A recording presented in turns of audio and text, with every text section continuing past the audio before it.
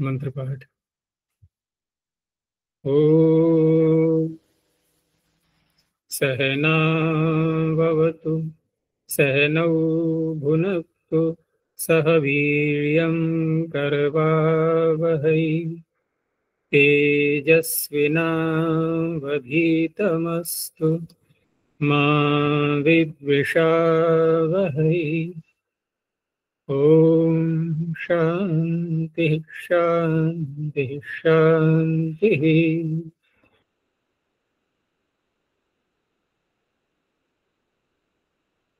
काशिका की 17वीं कक्षा, प्रथम अध्याय का प्रथम पाठ पूरा हो चुका है, दूसरा पाठ प्रारंभ होगा। कोई प्रश्न है तो पहले पूछो उसको।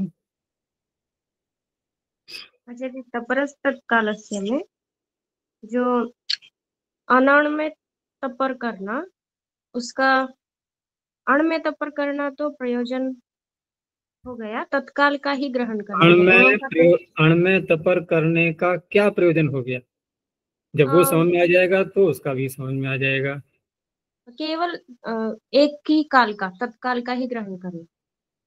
तो इसका अर्थ ये हुआ कि तपर न होने से वो सभी काल वालों का ग्रहण करा रहा था, यही तो कहेंगे। चलो, ये तो बात समझ में आ गई। अब रही बात कि भिन्न गुण वालों का भी ग्रहण क्या तपर होने से होगा? नहीं। ये कौन सा पक्ष मान करके उत्तर दिया अभी? नहीं, जो बोला अभी अभेद का गुण, अभेद का गुण पक्ष लेकर के ये उत्तर आया कि बिना तपर किए भिन्न गुण वालों का तो ग्रहण करा रहा था वो, ठीक है ना, लेकिन वो भिन्न काल वाले का भी करा रहा था। तो इसलिए अनण वालों में जो पाणिनि ने, जो अण वालों में पाणिनि ने तपर किया है, अण के वर्णों में जहां जहां तपर किया है, अतोभिष इस आदि में, तो वहां ये पक्ष माना जाएगा कि गुण अभेदक होते हैं और भिन्न काल वाले का ये ग्रहण करा रहा था, उसको रोकने के लिए तकार लगा दिया, ठीक है ना। अब अनण में प्रश्न उठेगा कि वहां क्यों तपर किया फिर, क्योंकि वो तो भिन्न काल वाले का ग्रहण करा नहीं रहे थे, और गुण भिन्न गुण वाले उनका तो ग्रहण आप स्वीकार कर ही रहे हैं, अभेद का गुण इस पक्ष को लेते हुए। ये समस्या आई नहीं आई? अब वहां तो निरर्थक हुआ, लेकिन पाणिनि ने वहां भी तपर किया है। अब वहां भी तपर किया है तो ये तपर करना कब सार्थक होगा? जबकि हम गुणों को भेदक माने। समझ में आ रहा है? यदि हम अभेदक ही मानते हैं, अभेदक ही मानते हैं और अण में न आने से वो भिन्न काल वाले का ग्रहण करा नहीं रहा था और गुणों को माना जाए अभेदक, तो आवश्यकता पड़ेगी तपर की?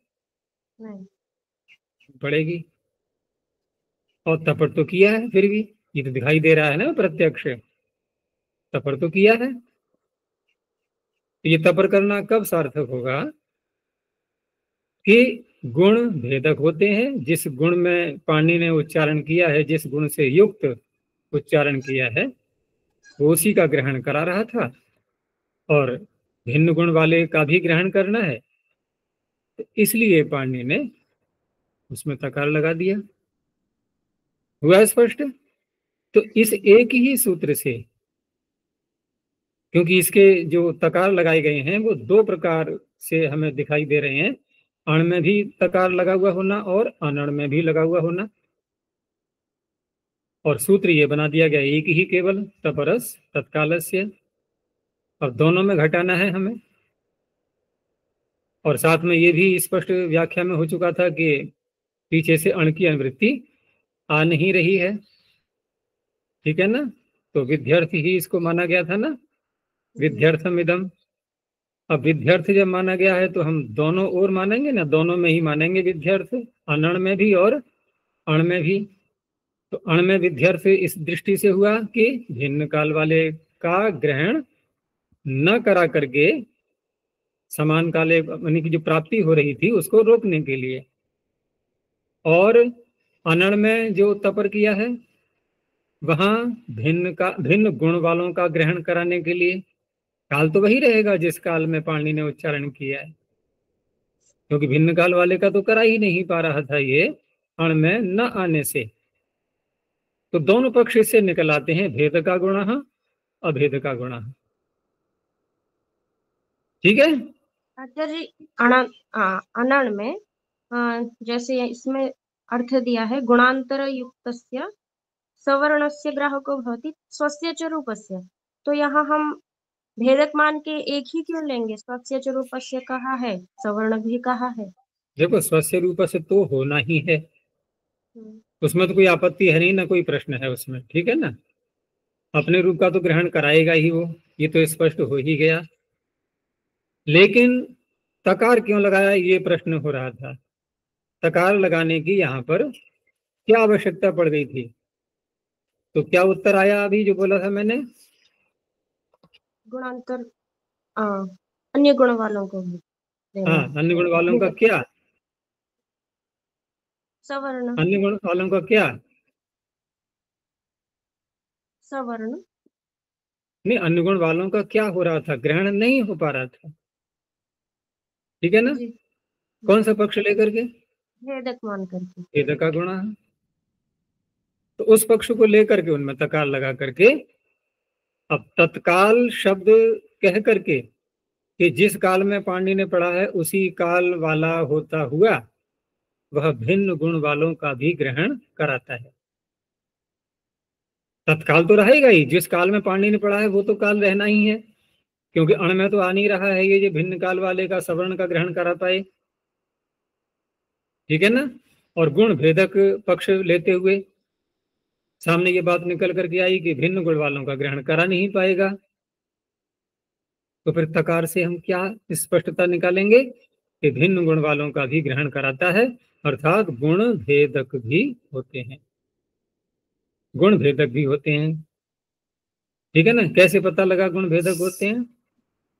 अगर हम प्रश्न को और आगे बढ़ाएं तो गुण भेदक होते हैं, अभेदक होते हैं, सारी बातें बोल तो दी हमने, लेकिन इनके भी तो कोई ज्ञापक होने चाहिए। तो पाणिनि ने कहीं कहीं आगमों को भी उदात्त आदि कहा है, नहीं कहा है? तो वहां ये भी परिभाषा निकलती है कि आगमान उदात्ता भवंती, नहीं बोलेंगे तो तो ऐसे स्थलों पर कहीं कहीं उदात्त शब्द या जो भी कहा गया है साथ में, तो उसका गुण भी बोल दिया गया है, क्योंकि भिन्न गुण वाले का ग्रहण कराएगा नहीं, अर्थात भेद का गुण है। लेकिन अभेद का गुण पक्ष भी है, क्योंकि यदि हम सर्वत्र भेद का गुण मानेंगे तो अणुदित सवर्ण से चा प्रत्यय सूत्र में भी ये तो केवल इतना करेगा कि सवर्णों का ग्रहण कराने लगेगा, लेकिन सवर्णों का ग्रहण कराते समय उदात्त, अनुदात्त, स्वरित, सानुनासिक, निरनुनासिक, इनका कैसे ग्रहण करा पाएगा? ठीक है कि ह्रस्व, दीर्घ, प्लुत ये तीनों सवर्ण हैं और इनका ग्रहण करा देगा, लेकिन भिन्न गुण वालों का ग्रहण करा पाएगा? वो नहीं करा पाएगा ना। अणुदित सवर्ण से चा प्रत्यय, इस सूत्र में यदि भेद का गुण पक्ष को लेकर के अर्थ किया जाए तो भिन्न गुण वाले का ग्रहण कराएगा? ये नहीं कराएगा, क्योंकि नहीं सवर्ण करा तुल्य सकता। प्रयत्नम सवर्ण। हाँ, तो सवर्ण का ग्रहण कराएगा तो हम किन का ग्रहण कर लेंगे? कि दीर्घ और प्लुत और ले लेंगे, ठीक है ना। किन में? अ ई ऊरी, और ए आई ओ औ में ह्रस्व और प्लुत ले लेंगे, यही तो हो पाएगा, और तो कोई संभव है नहीं। तो वहां पक्ष कौन सा मानेंगे? अभेद का गुण है, ठीक है। अब उसमें तकार लगाया तो तकार ने कितना कार्य किया? भिन्न काल वाले को रोक दिया है बस। अण में तपर भिन्न कालत्व को रोकेगा, बस इतना कार्य हुआ उसका। और अनण में भिन्न गुण वाले का ग्राहक बनेगा। ऐसे ही उदाहरण यहाँ पर दिए हुए थे इन्होंने, उसी रूप में स्वीकार करते हुए। अच्छा जी, ये अनण में ये स्वस्य च रूपस्य और सवर्णों का ग्रहण। वो सवर्ण ही तो है भिन्न गुण वाले, असवर्ण थोड़े ही है। वो सवर्ण ही तो है सारे। और स्वस्य च रूप से कह दिया तो ये भी आगे वो भी आगे, तो हम भेदक मान के नहीं, स्वस्य रूप से में तो हम भेद का गुण हम मान करके भी अर्थ कर लेंगे, लेकिन वो निरर्थकता रहेगी उसमें कि जब पाणिनि ने कहा ही है, किसी का उच्चारण किया है, तो स्वस्य रूप से का तो ग्रहण होना ही है, वो तो हो ही जाना था। स्वम रूपम सूत्र से ही हो जाना था ये कार्य तो, ठीक है ना। शब्द का अपना स्वरूप ग्रहण होता है, ये तो स्वम रूपम शब्दस्या शब्द संज्ञा से ही कार्य पूरा हो जाना चाहिए था, ठीक है ना, वो तो हो ही जाएगा। लेकिन यहाँ तकार लगा करके अतिरिक्त कौन सा अर्थ लेंगे फिर हम, कुछ अतिरिक्त आना चाहिए ना। तो अतिरिक्त ये आया कि भेद का गुण हम पक्ष को लेते हुए भिन्न गुणों का भी ग्राहक होता है। कैसे? तकार लगाने से।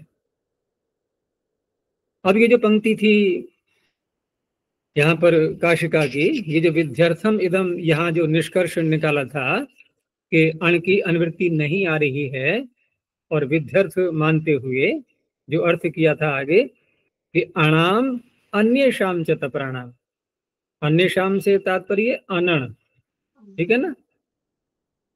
इन तपरों का इदम एव ग्रहणक शास्त्रम, अब इदम एव ग्रहणक शास्त्रम से तात्पर्य अण वाले हैं, उनमें ग्रहणक शास्त्र इस रूप में बनेगा कि इसी काल वाले का ग्राहक होगा, ठीक है ना। और अण की अनुवृत्ति आ नहीं रही है पीछे से, तो अण की अनुवृत्ति जब नहीं आएगी और तकार लगा दिया, तो तकार से अतिरिक्त अर्थ क्या निकला कि तत्काल का ये ग्राहक होगा। गुणांतर युक्त यहाँ कहने की आवश्यकता नहीं है। क्यों? क्योंकि गुणांतर युक्त यदि मानेंगे तो इसका तात्पर्य है कि अभेद का गुण पक्ष ही प्रबल रहा, और ये पक्ष यदि प्रबल रहेगा तो फिर अणुभित सवर्ण से प्रत्यय सूत्र में बाधा आएगी, वो फिर भिन्न गुण का ग्रहण ग्राहक कैसे बनेगा? तकार लगा करके तो बन गया, लेकिन जहां तकार नहीं लगा है वो भिन्न गुण वाले का ग्राहक कैसे बनेगा? सवर्णम वो भी तो आ रहा है, हमने कैसे कहा था 18 प्रकार का आकार ले रहा है वो। 18 प्रकार का आकार लेना तभी तो संभव हो पाएगा जबकि भिन्न गुण का भी ग्राहक बनेगा, नहीं तो कितने प्रकार के बने फिर?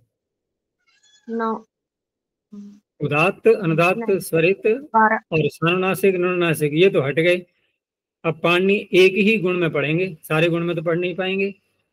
एक गुण में पढ़ा उन्होंने, और ह्रस्व दीर्घ प्लुत, बस ये ले लिए हमने उस गुण से युक्त। कहाँ बने? कितने बने थे? कितने बने फिर? और कहा गया था कि पूरे परिवार का ग्रहण कराता है। ये कब संपन्न होगा ये कहना? जब गुण अभेदक होते हैं। अब यहाँ अण की अनुवृत्ति है नहीं, तो सूत्र नए सिरे से कार्य कर रहा है। तो नए सिरे से कर रहा है का तात्पर्य, यदि अण में तकार लगा हुआ है तो वह अण, क्योंकि पीछे से अण नहीं ला रहे हम, ये उससे अलग हो गया, तकार लगा देने से ये अण का स्वरूप बदल चुका है। अब ऐसा अण ये तत्काल का ग्राहक होगा, तत्काल का ग्राहक होगा, यानी कि तत्काल का ही ग्राहक होगा, बस ये इसका ये ग्रहणक शास्त्र ये हो गया। और अनण में जो काल है वो तो रहेगा ही, लेकिन भिन्न गुण का ग्राहक होगा, उसमें इस तरह से घटाएंगे। तो ये जो वाक्य था आगे, अणाम अन्य शाम च तपराणाम इदम एव ग्रहणक शास्त्रम, और फिर आगे कहा कि अतो भिस ऐस इत्येवम आदिषु पूर्व ग्रहणक शास्त्रम न प्रवर्तत एव। अब ये क्यों कहा इन्होंने? ये क्यों कहा इन्होंने? ये जो पंक्ति है यहाँ पर, ये समझना आवश्यक होता है कि अतो भिस ऐस में जो अतः पढ़ा हुआ है अथ, ये अण में ही तो आ रहा है आकार, तो अण में आकार आ रहा है, और कह ये रहे हैं कि पूर्व सूत्र यहाँ प्रवृत्त नहीं हो रहा है। अब प्रवृत्त नहीं हो रहा है ये बात क्यों कहनी पड़ी? क्योंकि अब दो प्रकार के अण हो गए, एक अतपर अण, एक तपर अण। अब अण तो सवर्ण से प्रत्यय सूत्र आया, तो निर्बाध रूप से बिना किसी आपत्ति के ये कहाँ चरितार्थ हो रहा है? ये चरितार्थ हो रहा है जो अतपर अण है, वहां चरितार्थ हो गया। उसने भिन्न गुण वाले, भिन्न काल वाले सभी का ग्रहण करा दिया। अब एक ऐसा अण आया जो तपर है, तो उसने कहा भाई मैं तो अपना कार्य कर चुका हूं, अब ये तपर वाला तो इसको मैं नहीं छेड़ूंगा, ये और कहीं ले जाओ। उसको पता है कि तपर सत्काल सूत्र में जो तपर अण है वो वहां ले लिए गए हैं, तो उनको नहीं छुएगा अभी ये, ठीक है ना। तो ये जो पंक्ति आगे आ रही है ना कि अतपरा अणस्तस्य अवकाश है, जो अतपर अण है वो तो उसके लिए अवकाश मिल गया वहां कार्य करने का, वो सावकाश हो गया सूत्र। सावकाश सूत्र बिना किसी कारण के दूसरे के क्षेत्र में व्यवधान नहीं डालता। हाँ, यदि सावकाश नहीं है तब तो छटपटाएगा वो कि कहीं तो मुझे कार्य करने को मिले। तो अब यहाँ पर अतपरण में जब वो नहीं आएगा, कुछ भी अपना कार्य नहीं करेगा, तो इस सूत्र के लिए जो तपर अण है वहां पर समान काल का ही ग्रहण कराना, तत्काल का ही ग्रहण कराने का कार्य, ये विधि हो गई नहीं हो गई अब? बस इसलिए यहाँ विध्यर्थ इस रूप में हुआ है ये। और जो अतपर, जो अनण है, अनण तपर है जो, वह मैंने कहा ही था वहां पर भिन्न गुण के लिए कहा गया है, भिन्न गुण का ग्रहण कराने के लिए। वो तब संभव हो पाएगा जब गुणों को भेदक भी माना जाए। तो ये है, अभी इतना समझ लो और थोड़ा विस्तार और आ जाएगा महाभाष्य में। लेकिन अभी तक जितनी बात हुई है इसमें कोई संदेह है तो बोलो अब। अच्छा जी, अण के अनुवृत्ति लाते तो नियमार्थ हो जाता, तो उसमें हाँ, अण की अनुवृत्ति यदि लाएंगे तब ये नियमार्थ हो जाएगा और तत्काल का ही ग्रहण कराएगा, भिन्न काल वाले का नहीं कराएगा, ठीक है ना। ये तो हो गया। लेकिन अतपर में जो अनण है, जो तपर किए गए हैं, उनका क्या करेंगे हम अब? क्योंकि अण की अनुवृत्ति ला रहे हैं हम यहाँ पर, तो अतपर बार बार अतपर निकल जाता है। जो अनण है, अनण जो वर्ण है और वहां तपर किया गया है, वहां तो प्रवृत्त होगा नहीं अभी ये, क्योंकि अनुवृत्ति ला रहे हैं हम अण की। तो अनण में कैसे लगेगा ये? और अण में जो अनुवृत्ति, अण की अनुवृत्ति ला रहे हैं, वहां हम अभेद का गुण पक्ष को लेकर के चल रहे हैं, ठीक है ना। तो अब जो अनण है जिनको तपर किया पाणिनि ने, वहां भी तो वही पक्ष चलेगा, अभेद का गुण, वो अभेद का गुण है। लेकिन तकार का क्या प्रयोजन होगा वहां पर? तो कोई प्रयोजन नहीं रहा तकार का, तकार का तो वहां कोई प्रयोजन नहीं रहा ना, वहां तो प्रवृत्त होगा ही नहीं ये। और पक्ष क्योंकि दोनों माने गए हैं, ये भेद का गुण और अभेद का गुण है, तो इसलिए अण की अनुवृत्ति को पूरा ही हटा दिया गया और हटा करके इसको विध्यर्थ स्वीकार करके अब कोई समस्या नहीं आ रही है सामने, और सूत्र का अर्थ ठीक प्रकार से संपन्न हो गया।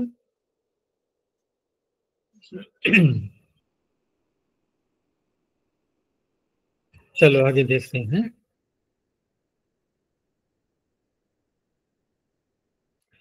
तो अब यहाँ पर जो है आगे, इसको कौन सा प्रकरण बोलेंगे? अतिदेश प्रकरण, ठीक है ना। अद्देश प्रकरण यहाँ से प्रारंभ हो रहा है। गांग कुटादिभ्योणित। अब नित होता है जब ये कहा जा रहा है और वत लगाया नहीं, तो जब जो प्रत्यय जिनमें नकार नहीं लगा है अनुबंध और फिर भी नित बोल रहे हैं, तो वत अर्थ, मतुक वाला अर्थ वो स्वयं निकल आता है, उसको कहने की आवश्यकता नहीं होती, ठीक है ना। तो अतिदेशोयम प्रारंभ में ही बोल दिया, ये सूत्र अतिदेश है। अतिदेश का अर्थ स्पष्ट है ही, किसी को किसी के समान बनाना। गांग जो सूत्र में आया हुआ है, तो धातु भी आती है एक, गांग, गांग गतौ, उधर इनके स्थान में भी गांग आदेश होता है। तो स्पष्टता के लिए बोला कि गांग इति इंगादेशो गृह्यते न गांग गतौ इति। प्रश्न तो उठेगा ऐसा क्यों किया आपने? आप गांग को भी ले लो और इंग को भी ले, इंग के स्थान में गांग है उसको भी ले लो, आपत्ति क्या है। तो कहा ngकारस्य अनन्यार्थत्वात्, इंग के स्थान में जो गांग है वहां ngकार लगाना क्या आवश्यक है? ngकार क्यों लगाया जाता है? आत्मनिपद करने के लिए, अनुदात्तंगित आत्मनिपदम। तो आत्मनिपद तो इंग धातु में ngकार लगा तो है, स्थानीवत से गा भी इंगित माना जाएगा, तो ngकार निरर्थक हुआ। कब बनेगा सार्थक? इस सूत्र में आए हुए गांग शब्द से, गांग में लगे ngकार से हम उस गांग का ग्रहण कर लें, ठीक है ना। इसलिए कहा गांग इति इंगादेशो गृह्यते, गांगतों का नहीं होता है क्योंकि ngकारस्य अनन्यार्थत्वात्। कुट आदि जो पढ़ा है, कुट आदि गण, यहाँ पर एक प्रश्न ये भी हो सकता है कि कुट आदिर येषाम, बहुरी समास करेंगे ना, और समास करते हैं तो अंतर्वर्तिनी विभक्तियां तो आती ही हैं, तो अंतर्वर्तिनी विभक्ति मान करके कुट की पद संज्ञा हो जाएगी या नहीं? पद संज्ञा हो जाएगी तो झलाम जशुन, तूने और अंधेरा कर लिया तेज सुनी अपने चेहरे पे, अभी तक तो प्रकाश था, अब क्या बात हो गई? ऐसे ही रखो। तो कुट में पद संज्ञा होने से झलाम सुनते से क्या बनना चाहिए? कुटादि, कुटादि। है ना। तो क्या कैसे हो समाधान? तो अकारांत ले लो ना, पाणिनि ने धातु पाठ में कैसी पढ़ी है? कुट। कुट कौटिल्य, ले लो जो का तो। निसंदेह बनाएगा कि ये कुट लें या कुट लें, क्या लें। तो अकारांत लेकर के बोल दिया, अब कुट, अब डकार बनी जाएंगे हम कभी भी। चलो ये हो गया। तो कुटादयोपि कुट कौटिल्ये इत्येतद आरभ्य यावत कुंग शब्दे थी, कु से लेकर के कु तक, उधर कुट का भी आदि में कु आ रहा है ना, तो कुट याद भी रहेगा ये, यानी कुटादिगण कहाँ तक है कि कुट से लेकर के और कुंग तक, ये कुटादिगण हो गया। एभ्यो गांगुटादिभ्य परे अणितः प्रत्ययः ङितो भवन्ति, जिनको ङित किया जा रहा है वो ङित और ऋणित नहीं होने चाहिए, बस ये इसकी शर्त है। ङितो भवन्ति का अर्थ कर दिया ङिद्वत भवन्ति। अब ये बार बार नहीं बोलेंगे आगे वत लगा करके, क्योंकि सूत्र आगे और भी आने हैं, असंयुगा लिट कित ऐसे करके बोलेंगे, तो वहां भी कित वत स्वयं जोड़ लेना, ठीक है ना। यहाँ स्पष्ट कर दिया है कि ङित का अर्थ हो गया ङिद्वत। उदाहरण दे दिया है, अध्यगीष्ट अध्यगीषातम अध्यगीषत, ये सब प्रथम वृत्ति में देख ही लिया है, क्योंकि यहाँ पर सिच को जो कित किया गया है, तो सिच को कित के समान मानने से जो कार्य हुआ है कित का, वो क्या हुआ है? ईकार कर, घुमास्था गापा जाति साम फली।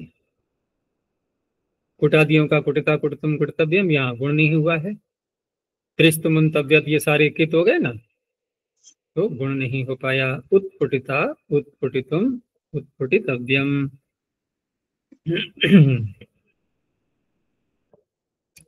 और गांग आदेश किससे करेंगे यहाँ पर? अध्यगीष्ट अध्यगीषाताम अध्यगीषत, इंग के स्थान पर। तो सूत्र कौन कौन से हैं?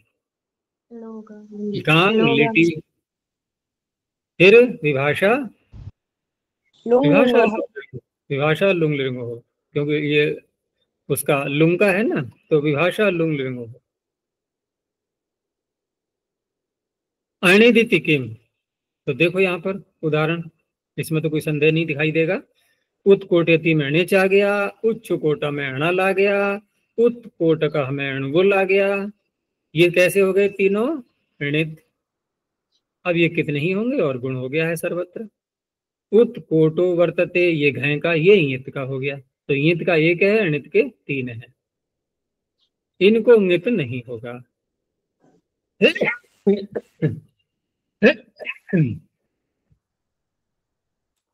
वार्तिक दे दिया एक, व्यचे है कुटादित्वम अनसी इति वक्तव्यम। व्यच व्याजी करणे धातु है ना, तो उसके आगे आने वाले जो प्रत्यय हैं उनको भी कितवत कहना चाहिए, लेकिन कैसे कहें? तो कहा कुटादित्वम, इनका कुटादित्व मान लेना चाहिए, अर्थात ऐसा मानना चाहिए मानो ये भी कुटादि गण में धातु विद्यमान है तो नहीं, लेकिन उसके समान जब कहेंगे तो इनको भी कुटादि में स्वीकार करना चाहिए। प्रयोजन कित करना, लेकिन भिन्न भिन्न को करता है ये कित, तो उसमें असुन प्रत्यय भी आ गया, तो कहा अनसी, ठीक है ना, असुन प्रत्यय को छोड़कर अन्य प्रत्यय किदवद हो जाएंगे। तो त्रिस्त मुंतव्य का उदाहरण दे दिया है, विचिता विचितुम विचितव्यम, तो क्या हुआ यहाँ पर कित होने से, बोलो, संप्रसारण। संप्रसारण हो गया, ठीक है ना, विचिता विचितुम विचितव्यम। अनसीति किम, तो असुन प्रत्यय करके यहाँ पर व्यस धातु से जो व्यचस शब्द बना है, पूर्व व्यचस, यहाँ संप्रसारण नहीं हो पाया है, तो प्रथमा का एक वचन उरुव्यचाह, ठीक है, दीर्घ हो जाएगा। अत्वसंतस्य क्या धातु और असुन प्रत्यय के लिए कोई सूत्र ढूंढने की नहीं है आवश्यकता, वो तृणादि कोश में सूत्र एक विद्यमान है ना, वो सर्वत्र काम कर जाता है, सर्व धातुभ्यो सन, सभी से हो जाता है, असुन किसी से भी कर सकते हैं। द्विज ईट, ये एक ही धातु के लिए है सूत्र, ओ विजी भय चलनयो हो अस्मात् परः। अब इट कह दिया है तो इट कोई प्रत्यय का नाम तो है नहीं, ये तो आगम है, लेकिन प्रत्यय को होता है ये, तो प्रत्यय का बन गया फिर ये विशेषण, इसलिए इडादि, इडादि प्रत्यय नित के समान बन जाएगा। तो उद्विजिता उद्विजितुम उद्विजितव्यम, यहां क्या हुआ, कित होने से गुण नहीं हुआ। अब यदि इडादि प्रत्यय नहीं होगा, जैसे कि हम ल्युट प्रत्यय करेंगे तो इडागम नहीं कर सकते वलादि न होने से, या अनियर प्रत्यय, तो वो कितवत नहीं होगा, तो वहां गुण हो जाएगा, उद्वेजनम उद्वेजनीयम। विभाषोर्ण हो, अब ऊर्णु धातु, उसमें वो भी इसके आते ही उसका ध्यान आ जाता है, वाच्य ऊर्णो ऋणवत भागो यंग प्रसिद्धि प्रयोजनम आमश्य प्रतिषेधार्थम एकाचेडुपग्रहात, ये कार्यका थी ना, तो ऊर्णु धातु को णु के समान माना जाता है, तो उसका यहाँ प्रयोजन नहीं है अभी। तो विभाषोर्णो में भी हम पीछे से विजय से इट की अनुवृत्ति ले आएंगे, तो ये भी इडादि प्रत्यय को ही लेगा, तो ऊर्णे आच्छादने अस्मात् परः इडादि प्रत्ययो विभाषाग्निवद् भवति। तो त्रिच का उदाहरण दे दिया है, प्रोर्णुविता, यहाँ पर जब कित कर लेंगे तो उवंग हो जाएगा, कित नहीं करेंगे तो गुण हो जाएगा, प्रोर्णविता। इड इत्येव, यहाँ भी ल्युट और अनियर का उदाहरण दे करके कि इड आगम होने के, इडागम नहीं हुआ है तो कित भी नहीं हुआ, तो प्रोर्णवनम प्रोर्णवनीयम। सार्वधातुकम अपि, बहुत प्रसिद्ध सूत्र है ये, तो सार्वधातुकम यद अपित, तो अपित बन गया इसका विशेषण, अब निद्वद भवति, वो नित के समान होता है। तो कुरुतः कुर्वन्ति, तो कुरुतः कुर्वन्ति में नित के समान होने से क्या कार्य हुआ है, नित के समान होने से क्या कार्य हुआ, अतः सार्वधातु के, अतः सार्वधातु के, अतः सार्वधातु के से सार्वधातु प्रत्यय परे रहते उकार हो गया, क्री को गुण करने के बाद, क्री को तो गुण उ को मान करके हो ही जाएगा, तो कर बन गया है, ठीक है ना, और उसको हो गया फिर उकार। लेकिन जो उ प्रत्यय आया हुआ है, उस उ प्रत्यय में भी तो गुण की प्राप्ति हो सकती है, तो वो भी तस के कारण से नहीं हुई। जैसे करोति में कर लेते हैं नहीं हम गुण, देखो करोति में और कुरुतः में कितना अंतर दिखाई दे रहा है हमें। करोति में न तो का में अ में अकार को उकार हो पाया, उधर ऊ प्रत्यय को गुण हो गया। कुरुतः में ऊ को गुण नहीं हुआ, आकार को उकार हो गया, तो दो कार्य हुए ना, दो कार्य हो गए। चिन्हतः चिन्हवंती में अब यहां पर हम दो स्थलों पर घटाएंगे सार्वधातुक अपित को। स्नु भी सार्वधातुक है, अपित है, और तस भी अपित सार्वधातुक है। तो श्नु के इंगित होने से ची को गुण नहीं हुआ, तस के इंगित होने से श्नु को गुण नहीं हुआ। ऐसे ही चिन्हवंती, यहाँ यणादेश हो गया, उष्णु वो सार्वधातुके।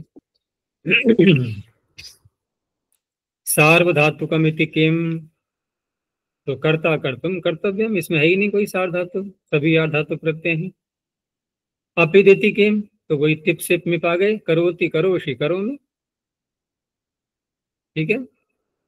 असंयोगाल लिट कित, तो देखो ये तो सूत्र कर रहा था नित, क्योंकि ऊपर से अभी तक नित की अनुवृत्ति चल रही थी। अब यहां से कित की अनुवृत्ति प्रारंभ होगी, ठीक है ना। अब आगे जो कार्य होंगे वो कित से संबद्ध चलेंगे। लेकिन पीछे से अपित शब्द को यहां भी ले आते हैं, तो अपिदिति वर्तते असंयोगांतात् धातु हो।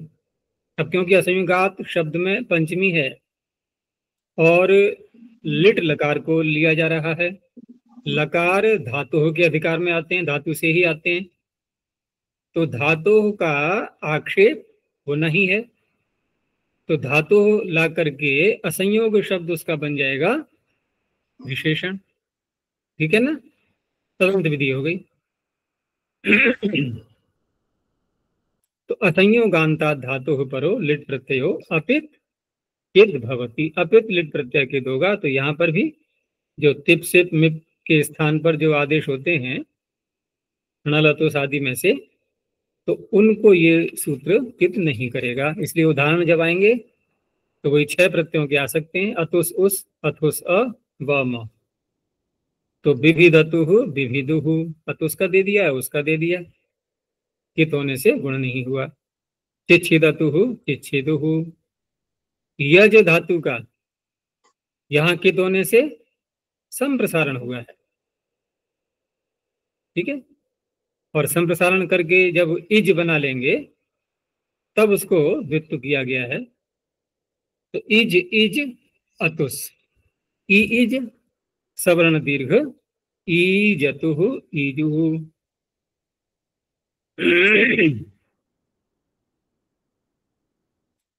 अच्छा जी, कित और नित्य अलग अलग, और अग्नितिच में गित भी पढ़ा है, तो गुण वृद्धि का मैं प्रारंभ का अंश नहीं सुन पाया, दोबारा बोलो वाक्य।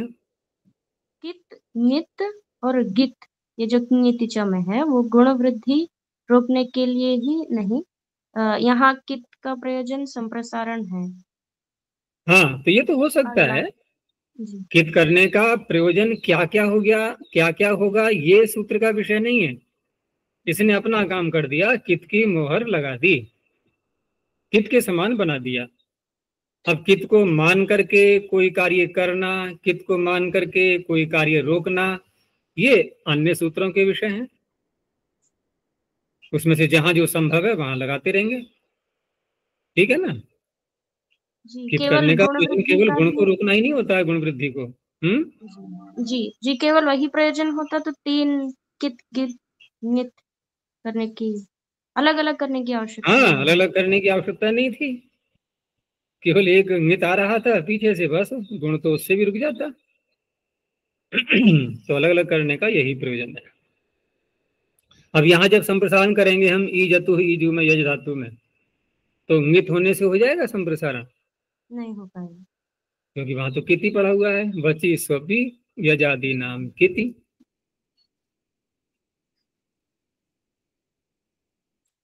चलो आगे। तो असंयोगादिति के, अब सरंस धातु में स्पष्ट लग रहा है कि हाँ संयोग है, यहाँ तो संयोगांत है ये, ठीक है ना, नकार और सकार।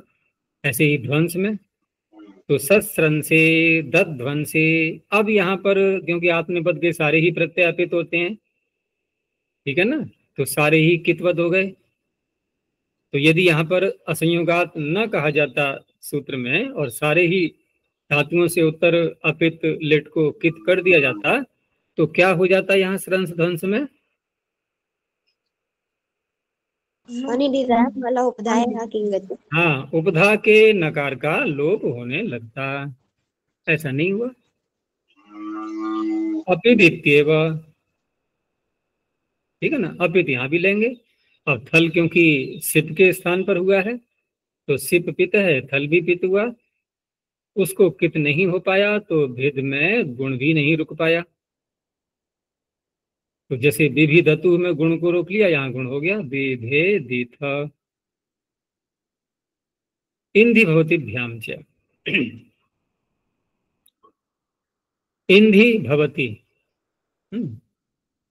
अब इंधि धातु में जो इकार है ये केवल उच्चारण मात्र के लिए है।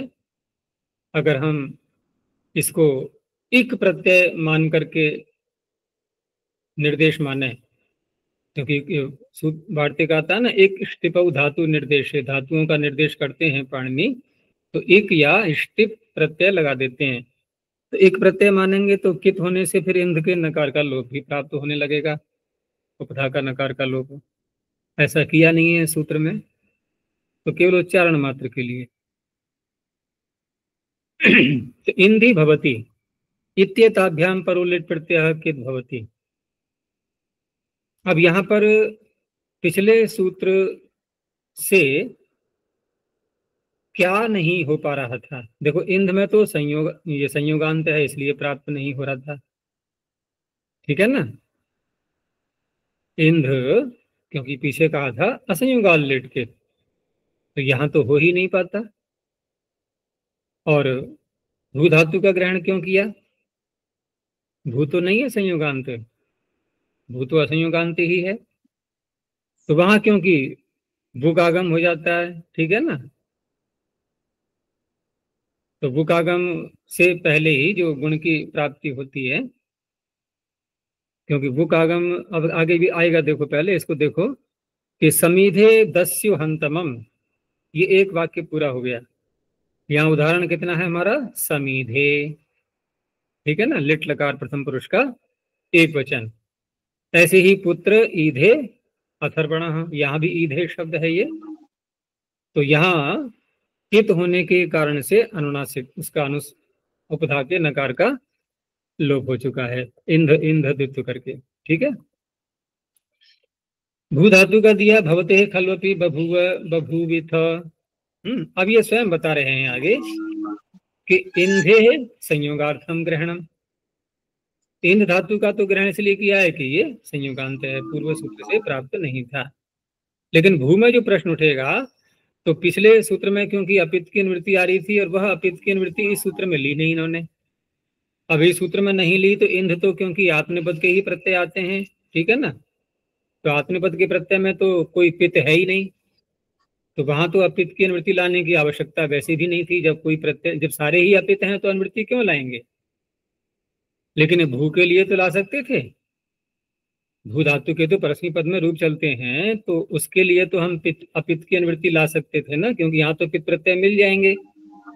लेकिन यदि हम भू धातु का ग्रहण भी कर रहे हैं और अपित की अनुवृत्ति भी ला रहे हैं, तो अपित में तो पूर्व सूत्र ही कित कर देता। इसलिए भू का ग्रहण अपित के लिए, जहां पर पित है उनके लिए है, उनको भी कित के समान करना है। तो भवते पितर्थम। अब जब रूप चलाएंगे हम तो कोई प्रश्न करे कि बभूव बभूवतु बभूवुः, ठीक है ना, तीनों में गुण नहीं दिख रहा है हमें, बभूव बभूवतु बभूवुः। तो कैसे बोला जाएगा? बभूव में किससे कित हुआ लिट प्रत्यय? इंधि भवति। और बभूवतु में किससे हुआ? असंयोगाल लेट के। हाँ, ये थोड़ा सा हम अंतर कर सकते हैं। अब कोई शीघ्रता से इसी को लगा दे सर्वत्र तो क्या अपराध हो जाएगा बहुत बड़ा? कोई बात नहीं है, काम तो वही हो रहा है। लेकिन हम सूत्र की सार्थकता की दृष्टि से विचार कर सकते हैं। यहाँ भी एक इष्टि अर्थात जो कथन है वो आ चुका है अलग से वार्तिक के रूप में कि श्रंथि ग्रंथि दंभि स्वंजी नाम इति वक्तव्यम। देखो सब धातुएं कैसी हैं, ये संयोगांत। तो इन धातुओं से उत्तर भी लिट लकार को कित कहना चाहिए, लेकिन लिट लकार को कित कहना चाहिए का तात्पर्य यहाँ पर हम उसी रूप में लेंगे कि पिछले सूत्र से संयुगांत होने के कारण से प्राप्त नहीं था, लेकिन कौन से प्रत्ययों में, अपित लिट, ठीक है ना। तो अपित लिट में ही इसकी प्राप्ति रखेंगे। अब जैसे भू धातु में हमने पित्त के उदाहरण दिए, तो यहां पर ऐसा नहीं स्वीकार करेंगे हम कि पित्त लिट को भी कित करेगा। ये जहां प्राप्त नहीं हो रहा था, क्योंकि संयुगांत होने के कारण से अपित लिट कित नहीं हो पा रहा था, तो उसी को करना है। तो जैसे श्रंथ के अगर रूप चलाएं तो अनल में क्या बनेगा, यानी कि तिप में, बोलो क्या बनेगा, षष्ठ्रंथ बनना चाहिए नहीं फिर। तो ये यहाँ विचार किया है वैसे व्याख्याकारों ने कि हम श्रंथ ग्रंथ दंभ स्वंज आदि में क्या माने, क्या अपित और पित दोनों लिट को कित करें, या अपित को अपित लिट को कित करें। तो उदाहरण तो यही मिलते हैं, श्रेथतु श्रेथु, ग्रेथतु ग्रेथु, देभतु देभु, ठीक है ना, परस्मी पद में। क्योंकि यही समस्या आती है पित और अपित की। आत्मनिपद में तो कोई बात ही नहीं, सारे ही अपित हैं। जैसे स्वंज धातु का दिया है, ये तो आत्मनिपद का है, वहां प्रश्न नहीं उठेगा। परिशस्वजे परिशस्व जाते, वहां तो पित अपित है ही नहीं, सब सारे ही अपित है। लेकिन इनमें जो उदाहरण आ रहे हैं अतुस और उसके, तो इन्होंने पित्त का उदाहरण तो दिया नहीं कोई। तो पित्त में क्या रूप बनेगा इसका निर्णय व्याख्याकार भी नहीं कर पाए। कहीं मिले तो उदाहरण, कहीं प्रयोग उसका सब पता लगे कि षष्ठ्रंथ बोले या कि बोलो आगे। नहीं बन रहा है रूप, अरे पच का रूप चला के देख लो, पपाच पेचतु पेचुहु, तो शश्राथ नहीं, शश्राथ भी क्यों बनेगा फिर, अगर नल को भी हम कित कर दें तो नकार का भी लोप हो जाएगा, ठीक है ना। वृद्धि वृद्धि कैसे होगी फिर,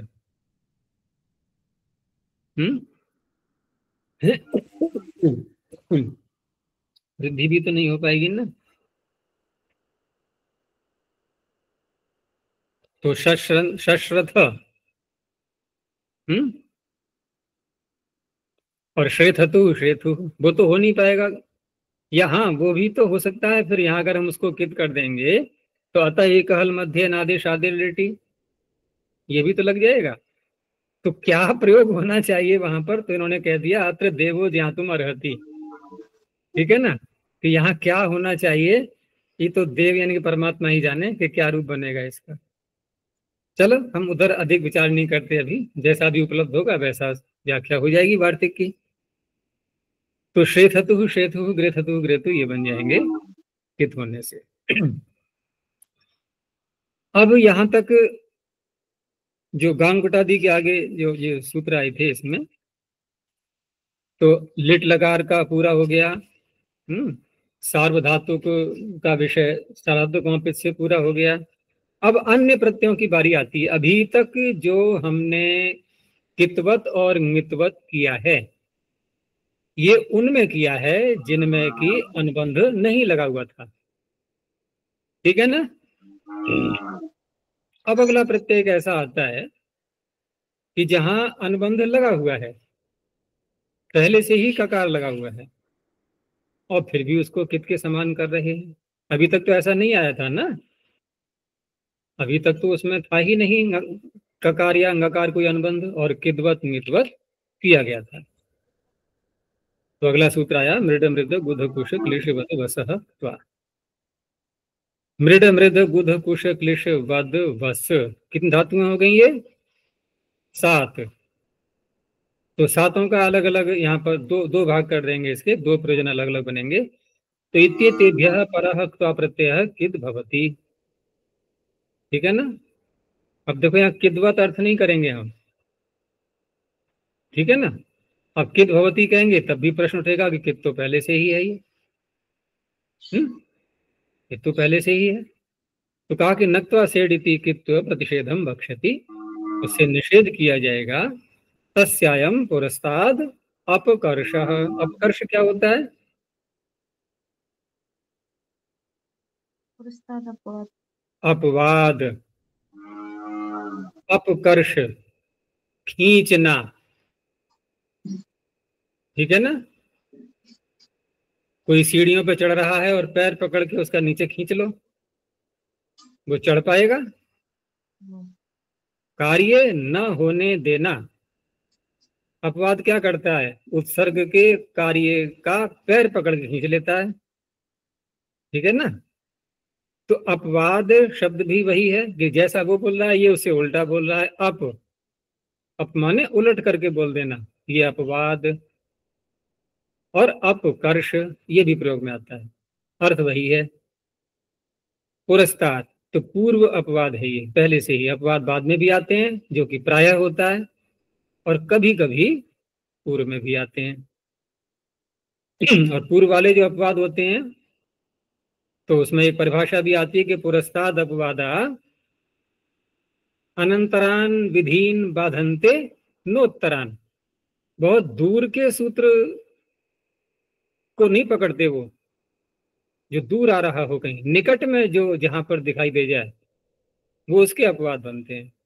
अनंतरान विधीन बाधन्ते नोत्तरान, तो उसका अपवाद बनेगा ये।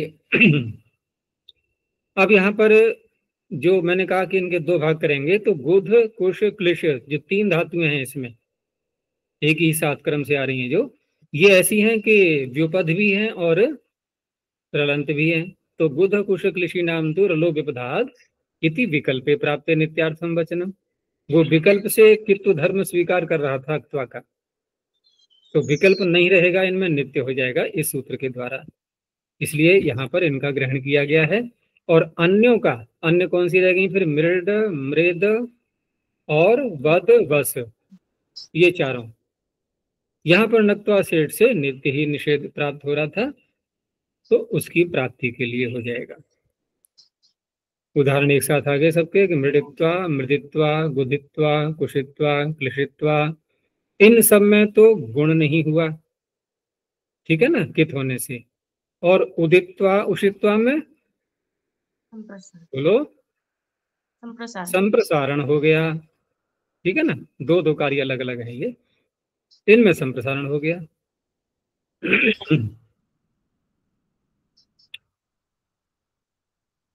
अगला सूत्र, अब यहाँ एक प्रत्यय और जोड़ दिया है और पीछे से एक तो प्रत्यय को भी ले लिया है। अब दो प्रत्यय आ जाएंगे अगले सूत्र में।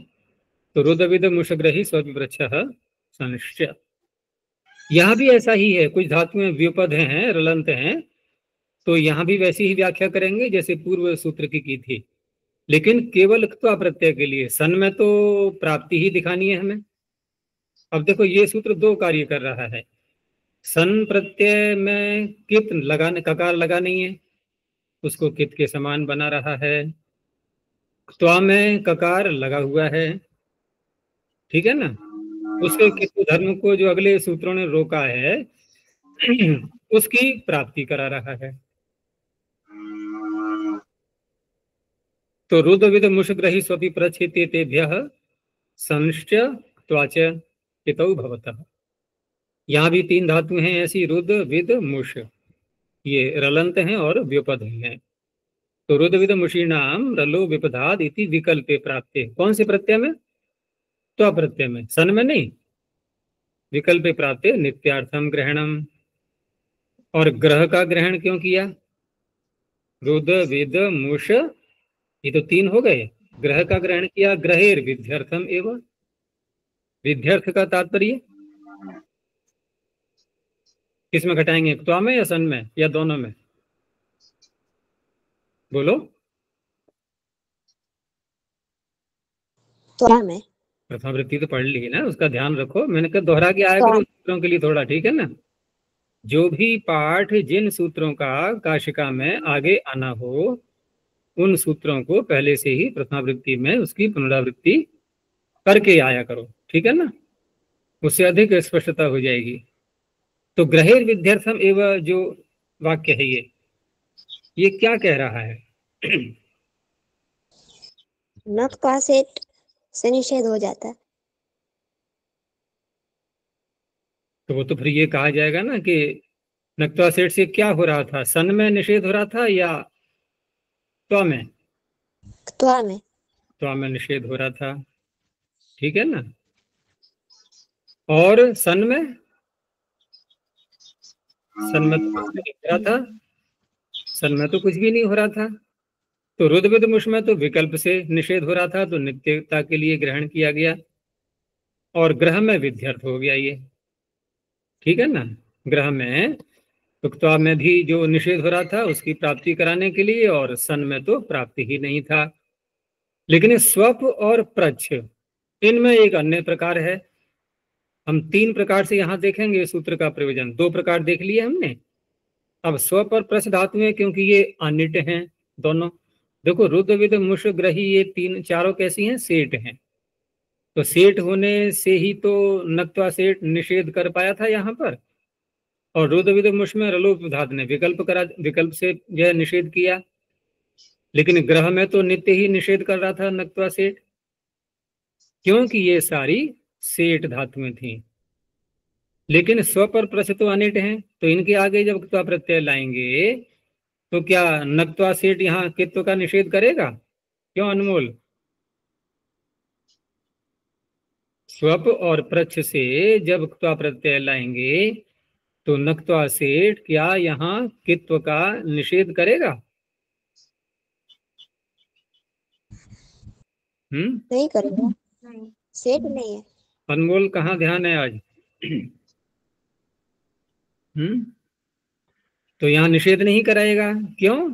क्योंकि इडागम ही नहीं है, यहाँ सेठ त्वा नहीं है, तो वहां तो कित्व रहेगा ना, वहां कित्व रहेगा, और संप्रसारण करके सुप्त्वा और पृष्ठवा ये बन जाएंगे। तो सुप्त्वा पृष्ठवा बनाने के लिए इस सूत्र को मत लगाने लगना कि देखो प्रच्छ धातु से त्वा को कित कहा गया है, वो तो पहले से ही कित है, वहां कोई रोकने वाला भी नहीं है। लेकिन सन प्रत्यय उसमें कित्व की प्राप्ति कराना आवश्यक था। तो स्वपी प्रच्छ्यो हो सन अर्थम ग्रहणम किदेव हित्वा, तो कित रहेगा ही, क्यों कित रहेगा त्वा? तो क्या उत्तर होगा? अनिट होने से, ठीक है ना। तो रुदित्वा रुदिशति दोनों को उदाहरण दिए जाएंगे अब सन के और त्वा के। विदित्वा विविदिशति, मुषित्वा मुमुषिषति, गृहीत्वा जिघृक्षति, और स्वप का दे दिया। अब इन्होंने यहाँ पर सुप्त्वा उदाहरण तो दे दिया, क्या ये ठीक है उदाहरण यहाँ पर? नहीं। नहीं, ठीक है ना, आवश्यकता नहीं है इसकी। ऐसे ही हाँ पृष्ठवा का भी दे दिया है, तो उदाहरण इसके वास्तविक हैं सुषुप्सति और पिपृच्छिषति। ग्रहादीनाम कित्वात् संप्रसारणम भवति, ग्रह आदि में कित होने से, क्योंकि ग्रह में कोई गुण की प्राप्ति तो है नहीं जो रोका जाएगा, तो कित होने से संप्रसारण हो जाता है। गुरुजी रलो विपदार्थ धलादे संश्च, उसमें भी चकार है तो क्त्वा आ जाएगा। अब वो आगे आएगा तभी देखना, ठीक है ना, वो आगे आएगा तभी देखेंगे उसको। अभी तो हमें इतना देखना है कि रुद्रविद मुष में विपद होने से यहाँ विकल्प की प्राप्ति हो रही थी। तो सुप्त्वा भी तो उदाहरण बनेगा, त्वा में भी विकल्प होगा, रलो विपदार्थ धलादे संश्च से। हाँ त्वा में तो होना ही है, तो त्वा की तो पीछे से अनुवृत्ति उसमें आ ही रही है, कहाँ से? पुंगः क्त्वा च, क्योंकि एक तो है नक्त्वा सेठ, ठीक है ना, तो नक्त्वा सेठ के आगे फिर निष्ठा और जुड़ जाता है, निष्ठा शींग स्विधि मिधि क्षुधि दृशा। उसके बाद ऋत्वा आ गया इसको हटाने के लिए, तो पुनः यहाँ पर त्वा ग्रहण जो दोबारा किया गया है, और उसके बाद जब निषेध चलता है तो रलो विपदार्थ धलादेह संश्च जो सूत्र है ये विकल्प कर रहा है ना, जी तो विकल्प कर रहा है वहां पर, तो वहां सन का भी ग्रहण किया गया है, ठीक है ना। लेकिन वहां सन का ग्रहण होते हुए भी वहां इट की भी अनुवृत्ति आ रही है पीछे से, तो वहां जो सन प्रत्यय लिया गया है ना, वो सेठ सन लिया गया है, ठीक है ना। और ये जो धातुएं हैं दोनों, स्वप और प्रच्छ, ये कैसी हैं? अनिट। ये अनिट हैं, तो ये उसके विषय नहीं बनेंगे वहां पर। यही प्रश्न था ना। जी हाँ, तो इसीलिए यहाँ पर कहा है कि ये सन्नर्थ ग्रहण किया गया है इनका, यानी कि विकल्प को रोकने के लिए नहीं है, यहाँ तो नित्य कित की प्राप्ति करानी है। तो ये हो गया। अच्छा, अब रही बात कि सुषुप्त सती, ये स्वप और प्रच्छ अनिट हैं, तो अनिट होने से सुषुप्त सती में तो ठीक है, लेकिन पिपृच्छ सती में इडागम कैसे हो गया है? तो यहाँ जो सूत्र अलग से दिया गया है ना, किरष्ट पंचभ्य, तो किरष्ट पंचभ्य के ऊपर सूत्र कौन सा है? रुदादिभ्य सार्वधातुके, ठीक है ना। तो वहां जो 5 धातुएं ली गई हैं किरष्ट पंचभ्य, तो वहां पर प्रच्छ धातु भी साथ में है, क्री क्री से लेकर के, और 5 धातुएं नीचे है रुदादिभ्य सार्वधातुके। हैं? अस्मि पुंग रंजो शाम शनि किरश्च पंचभ्यः हाँ, वो तो रुदादिभ्य आगे है उसके, सार्वधातुके। वो तो आगे है। इसमें पुंगरंज वशाम शनि, यहाँ से सन प्रत्यय की अनुवृत्ति आ रही है उसमें, तो सन प्रत्यय को इडागम हो जाता है किरष्ट पंचभ्य सूत्र से, क्योंकि वैसे धातु तो अनिटी ही है ये, अन्यत्र तो अनिटी ही रहेगी, जैसे पृष्ठवा, यहाँ इडागम नहीं हुआ, केवल पिपृचि क्षति में हुआ है।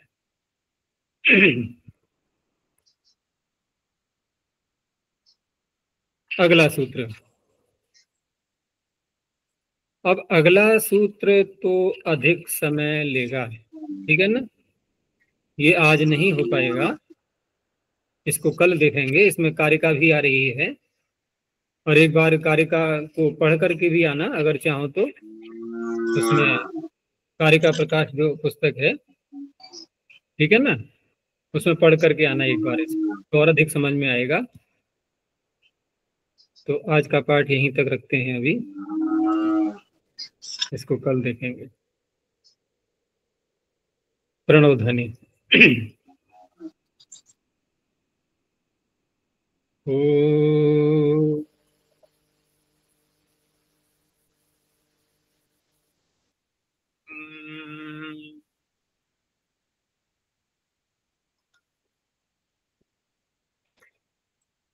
ओ